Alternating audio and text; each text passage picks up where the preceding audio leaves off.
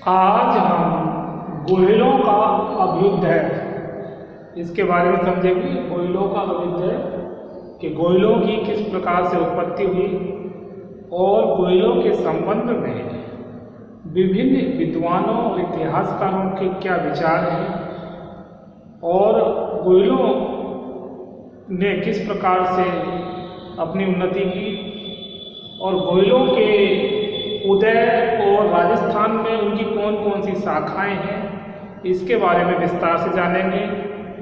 बाबा की क्या भूमिका रही, बाबा की कब मृत्यु हुई और बाबा की ऐतिहासिकता को भी विस्तार से समझेंगे। तो आज हम पहले गोहिलों की उत्पत्ति, राजस्थान में गोहिलों की शाखाएं, मेवाड़ के गोहिलों का उदय एवं उत्तराधिकारी, बाबा की ऐतिहासिकता, बाबा नाम अथवा बिरुद, बाबा का समय, बाबा की चित्तौड़ विजय, बाबा की मृत्यु और बाबा के बाद, इन बिंदुओं को विस्तार से समझेंगे। तो गोहिलों की उत्पत्ति, तो गोहिलों की उत्पत्ति के संबंध में अबुल फजल क्या कहते हैं? अबुल फजल के अनुसार गोहिल ईरान के बादशाह नौ शेरवा आदिल के वंशज थे, ये अबुल फजल का मानना है, जबकि अन्य इतिहासकार और विद्वान ऐसा नहीं मानते हैं। गोहिल वंश की उत्पत्ति और उसके आदि निवास स्थान के बारे में विद्वानों में काफी मतभेद है। मतलब विद्वान एक मत नहीं है इस संबंध में कि उनका निवास स्थान कौन सा था और वे कहाँ से उनकी उत्पत्ति हुई। राजस्थान के अलग अलग क्षेत्रों में राजपूतों के विभिन्न राजवंशों ने अपने अपने राज्य स्थापित किए। इन राजपूत राजवंशों में गोहिल राजवंश का स्वतंत्र स्थान है। मतलब राजस्थान में जैसे राजपूत राजाओं ने अपने अपना मतलब राज्य स्थापित किए और उन्नति की, लेकिन इसमें गोहिल जो राजपूत हैं, गोहिल राजवंश का जो स्वतंत्र अपना अलग स्थान है। डॉक्टर डी भंडारकर ने गोहिलों को नागर ब्राह्मण की संतान माना है। अब जो डॉक्टर डी भंडारकर है वो अलग विचार रखते हैं। वो बताते हैं कि जो गोहिल है वो ब्राह्मणों की संतान है, जबकि डॉक्टर गोपीनाथ शर्मा ने व्यक्तिगत अनुसंधान के बाद गोहिलों को ब्राह्मण वंशी माना है। और डॉक्टर गोपीनाथ शर्मा भी जो है व्यक्तिगत अनुसंधान मतलब निरीक्षण करने के बाद बताते हैं कि गोहिलों को उन्होंने ब्राह्मण वंशी माना है। तो गोपीनाथ और डॉक्टर डी भंडारकर के विचार एक जैसे ही हैं। इसके बाद गोहिलों के आदि निवास एवं उत्पत्ति के संबंध में निश्चित रूप से कहना संभव नहीं है। फिर भी अधिकतर विद्वानों की विचारधारा को देखने के बाद यह स्पष्ट हो जाता है कि इनके जो आदि स्थान और इनकी उत्पत्ति के संबंध में कोई निश्चित मतलब बात नहीं कही जा सकती है। राजस्थान में गोहिलों की शाखाएं, नेक्स्ट बिंदु है राजस्थान में गोहिलों की कौन कौन सी शाखाएं। जैसे कि शिलालेखों एवं ताम्र पत्रों में गोहिल की 24 शाखाओं का उल्लेख किया गया है। जो मतलब जानकारी के स्रोत हैं शिलालेख और ताम्र पत्रों से गोहिलों की 24 शाखाओं के बारे में पता चलता है। टॉड, जो कर्नल टॉड ने भी 24 शाखाओं का उल्लेख किया है। 24 शाखाओं में कल्याणपुर के गोहिल, बागड़ के गोहिल, चाटसू के गोहिल और मारवाड़ के गोहिल, काठियावाड़ के गोहिल और मेवाड़ के गोहिल अधिक प्रसिद्ध रही है। मतलब 24 जो शाखाएं हैं उनमें से प्रमुख रूप से अगर देखा जाए तो इसमें कल्याणपुर के गोहिल, बागड़ के गोहिल, चाटसू के गोहिल और मारवाड़ के गोहिल और काठियावाड़ के गोहिल और मेवाड़ के गोहिल अधिक प्रसिद्ध रहे। चाटसू के गोहिलों ने लंबे समय तक शासन किया और चाटसू के गोहिलों ने चौहानों की अधीनता स्वीकार कर ली थी। किनकी अधीनता स्वीकार कर ली? चाटसू गोहिलों ने चौहानों की अधीनता स्वीकार कर ली थी। मारवाड़ क्षेत्र के गोहिल कुंवरपाल सोलंकी के सामंत बन गए थे। और मालवा के जो क्षेत्र के गोयल थे वो कोमलपाल सोलंकी के सामंत बन गए थे, यानी उनके अधीन। मेवाड़ के गोयलों का उदय। अब मेवाड़ के गोयलों का उदय किस प्रकार से है और कौन उत्तराधिकारी है, इसको समझेंगे। गोहिल गो अथवा भूदत्त आनंदपुर मतलब बड़नगर के अंतिम राजा शिलादित्य का पुत्र था गोदत्त। पुत्र जन्म के बाद उसकी माता पुष्पावती शिलादित्य की विधवा रानी ने अपना पुत्र विजयादित्य नामक ब्राह्मण को सौंप दिया था और वह स्वयं सती हो गई। डॉक्टर ओझा गोयल का समय 566 ईस्वी के आसपास मानते हैं। तो डॉक्टर ओझा का मानना है कि जो इनका जो समय है वो है 586 ईस्वी के आसपास। और गोयल के उत्तराधिकारी के बारे में प्रमाणिक जानकारी कोई नहीं मिल पाई है और साक्ष्य के आधार पर उसके उत्तराधिकारियों का क्रम इस प्रकार से, और जो उसके उत्तराधिकारी हुए हैं उनका क्रम इस प्रकार से बताया गया है। कौन कौन से, जैसे शील, अपराजित, भट्ट, अल्लट, नरवान, शक्ति कुमार, विजय सिंह, नागादत्त आदि कर्नल टॉड ने भी 8 पीढ़ियों का उल्लेख किया है। तो ये इनके जो उत्तराधिकारी हुए हैं शील, अपराजित, भट्ट, अल्लट, नरवान, शक्ति कुमार, विजय सिंह और नागादत्त आदि कर्नल टॉड ने भी इनका समर्थन किया है। टॉड के अनुसार नागादित्य का पुत्र बापा यानी बापा कोष्टक में हम इसको बप्पा भी कह सकते हैं, बड़ा ही पराक्रमी निकला था। इसके बाद बापा की ऐतिहासिकता क्या है इसको हम समझेंगे। बापा के बारे में, बापा की ऐतिहासिकता के बारे में, मेवाड़ के इतिहास में बापा एक महत्वपूर्ण स्थान रखता है क्योंकि अपनी विजयों और अपनी पराक्रम और अपने एक तरह से सफलता की दृष्टि से बापा का अपना अलग महत्व है। तो मेवाड़ के इतिहास में बापा का महत्वपूर्ण स्थान है। प्रमाणिक साक्ष्यों के आधार पर उसके जीवन की प्रमुख घटनाओं तथा उसका तिथिक्रम निर्धारित करना दुष्कर था। मतलब कोई ऐसा साक्ष्य नहीं मिला है कि उसके तिथिक्रम को एक समझा जा सके और इसीलिए ये तिथिक्रम और घटनाओं को समझना एक दुष्कर काम दिखाई पड़ता है। ख्याता में भी उल्लेख देखने को मिलता है इनका बापा का। कर्नल टॉड ने जन श्रुतियों के सारे निम्नलिखित विवरण प्रस्तुत किया है कि ईडर के गोयल वंशी राजा नागादित्य की हत्या के बाद उसकी विधवा पत्नी अपने 3 वर्षीय पुत्र बप्पा को बड़नगर नागर जाति की कमलावती के वंशजों के पास ले गई और कमलावती ने गो के जीवन को बचाकर शिलादित्य के राज वंश की रक्षा की थी। तब से उसके वंशज गोयल राजवंश के पुरोहित थे। तो तब से उसके वंशज गोयल राजवंश के पुरोहित थे। भीलों के आतंक के फलस्वरूप कमला के वंश धर ब्राह्मण बप्पा को लेकर भांडेर नामक दुर्ग में चले गए, किंतु बापा के भाग्योदय में हारीत का महत्वपूर्ण स्थान माना जाता है।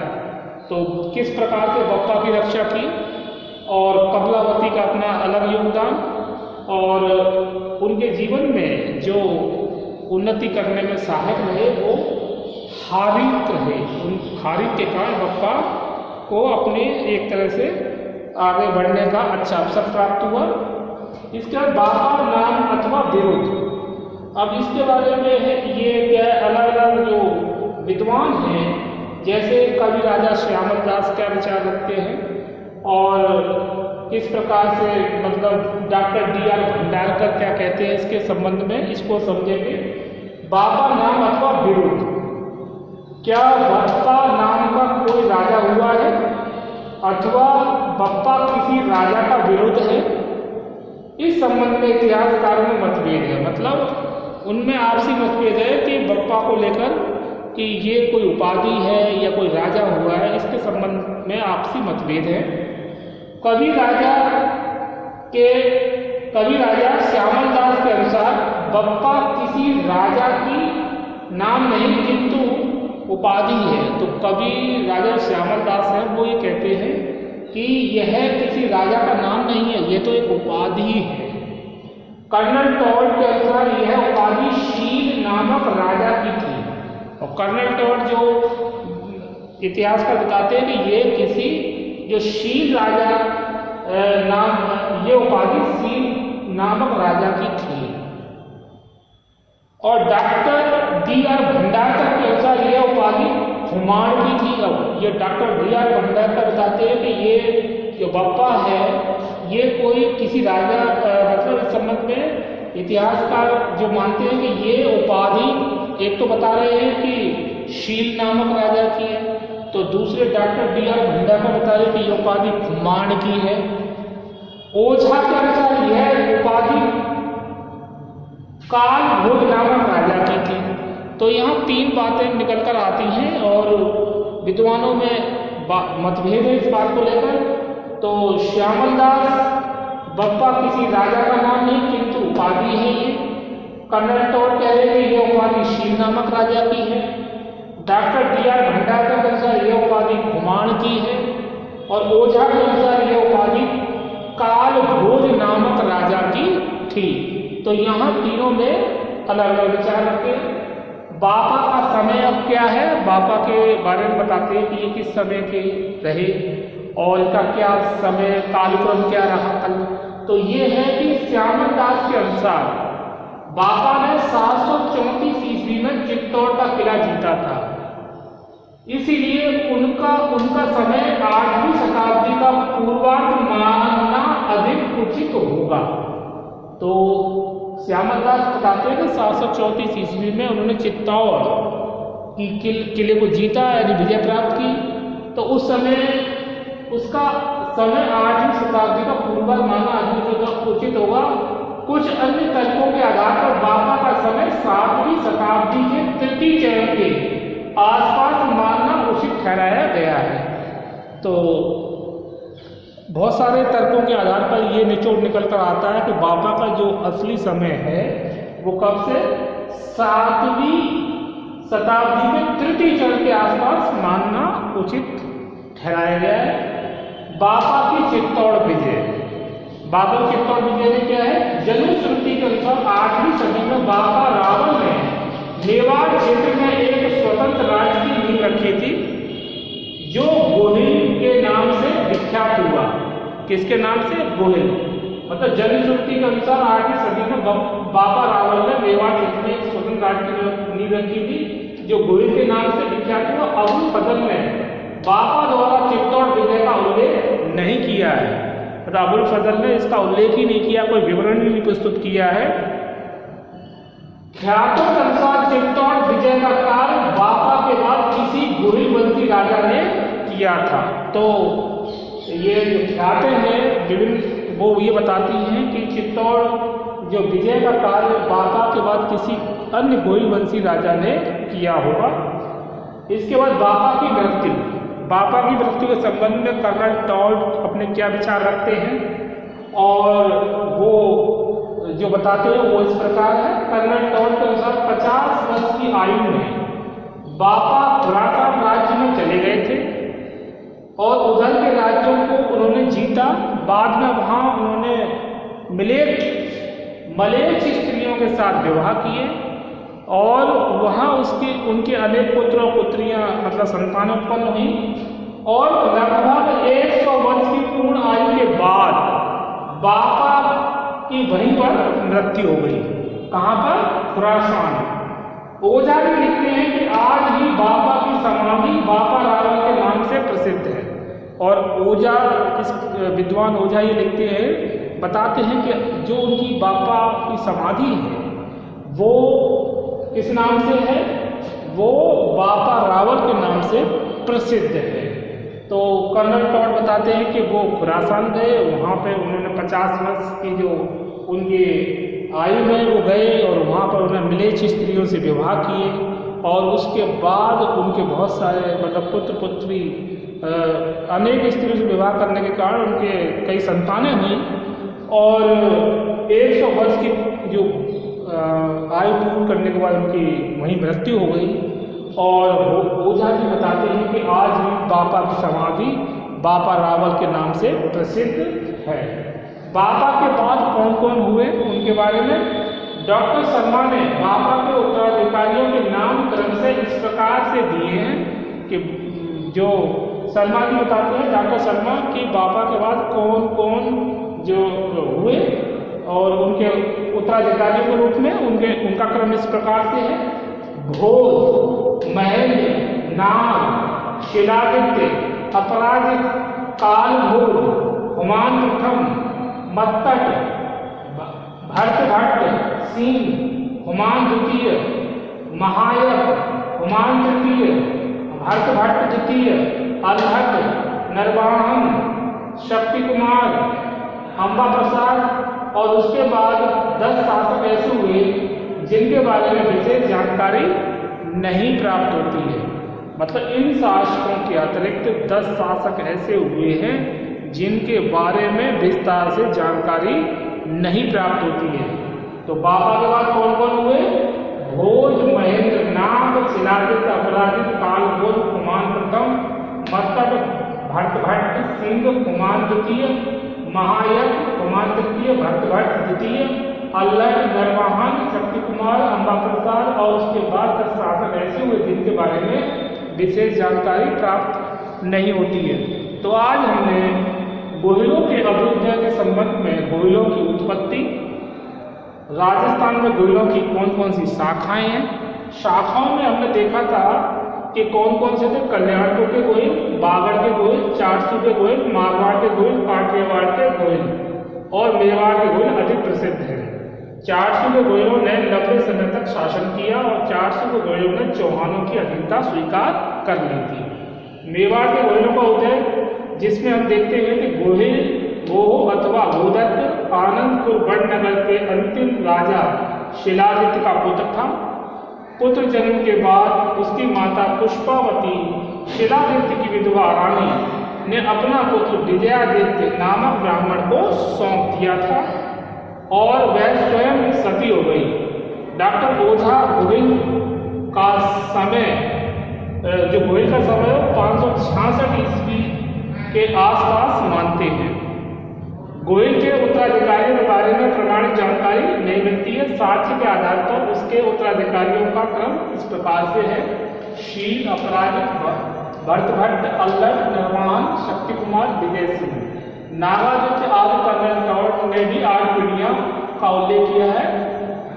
टावर्ट के अनुसार नागादित्य का पुत्र बापा बड़ा ही पराक्रमी निकला था। फिर हमने देखा बापा की ऐतिहासिकता, बापा के नाम का विरुद्ध, जिसमें हमने देखा कि श्यामदास बापा किसी राजा का नाम नहीं उपाधि बताते हैं, जबकि कर्नल टावर्ट के अनुसार यह उपाधि शील नामक राजा की थी और डॉक्टर D.R. भंडाकर के अनुसार यह उपाधि हुमान की थी, जबकि ओझा के अनुसार यह उपाधि कालभूर नामक राजा की थी। इसके बाद में बापा का समय इसमें बताया गया है कि उसके अनुसार 8वीं शताब्दी पूर्वार्ध मानते हैं श्यामदास, और जबकि विभिन्न तर्कों के आधार पर अगर हम देखें तो 7वीं शताब्दी के तृतीय चढ़ते आसपास उनका समय उचित ठहराया गया है। बापा की उत्तर विजय, बापा की मृत्यु जो कि 100 वर्ष की आयु में होती है, और बापा के बाद जो राजा हुए, उत्तराधिकारी हुए, उनके बारे में ये विवरण था, और जिसमें 10 ऐसे राजा शासक हुए जिनके बारे में विशेष जानकारी नहीं प्राप्त होती है। इसके बाद हम जयद्रथ सिंह के बारे में समझेंगे। इस वीडियो के अतिरिक्त अगले वीडियो में हम जयद्रथ सिंह के बारे में विस्तार से जानेंगे। तो आज इस वीडियो में इतना ही, इसके आगे हम नेक्स्ट वीडियो में समझेंगे। ओके।